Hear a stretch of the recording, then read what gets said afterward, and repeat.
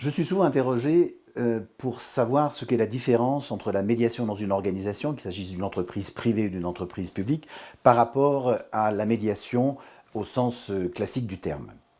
Je veux dire que tous les fondamentaux de la médiation au sens large du terme, vous les retrouvez dans la médiation dans les organisations.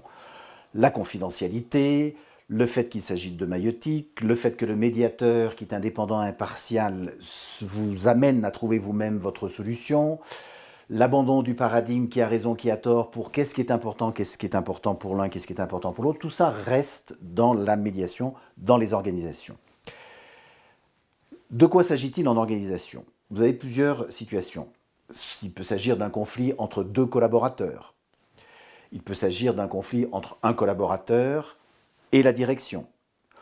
Ou il peut s'agir, et on parle alors à ce moment-là de médiation collective, de conflits qui concernent tout un service avec 10, 15, 20, 100, 200 personnes, et on est à ce moment-là sur le terrain de la médiation collective.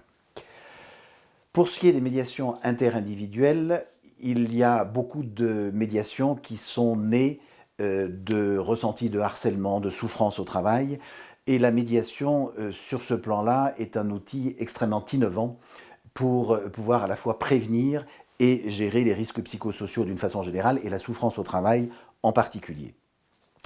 En médiation collective, il y a quelques spécificités et j'ai envie de dire que toutes les caractéristiques de la médiation en général sont encore plus saillantes dans le domaine de la médiation collective.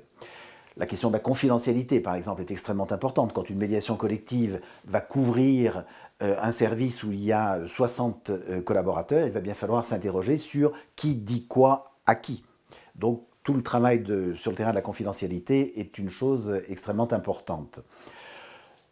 Compte tenu du nombre de personnes en médiation collective dans une organisation, le médiateur ne va pas être seul, il va y avoir une comédiation, parce que les médiateurs vont avoir affaire autour de la table de la médiation à peut-être 8 ou 10 collaborateurs qui ont été choisis sur les 200 concernés par le conflit.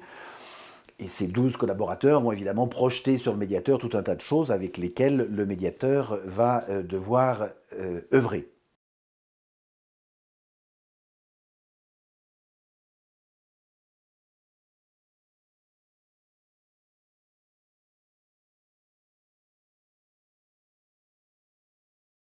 Pour le médiateur, il y a aussi toute la question de savoir si la médiation est la bonne indication. Parce que la médiation, en organisation, ce n'est pas la panacée. Il y a tout un tas d'autres dispositifs qui permettent de prévenir et de régler les risques psychosociaux. La question est de savoir si dans cette situation, avec ce mandant, avec ses collaborateurs, la médiation est ou non adaptée. Et il y a donc tout un travail en amont de la médiation qui est spécifique à la médiation en organisation pour savoir si l'indication de la médiation est la bonne indication.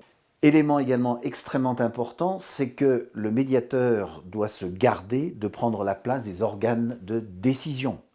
On est dans une organisation, cette organisation a des organes de décision, le médiateur n'est pas là pour prendre la place des organes de décision. Et donc là encore, en amont de la médiation, il y a tout un travail à faire entre le médiateur et celui qui le saisit pour que la médiation soit bien au service de l'organisation dans le but de rétablir de la paix dans le service ou dans le collectif qui est en question.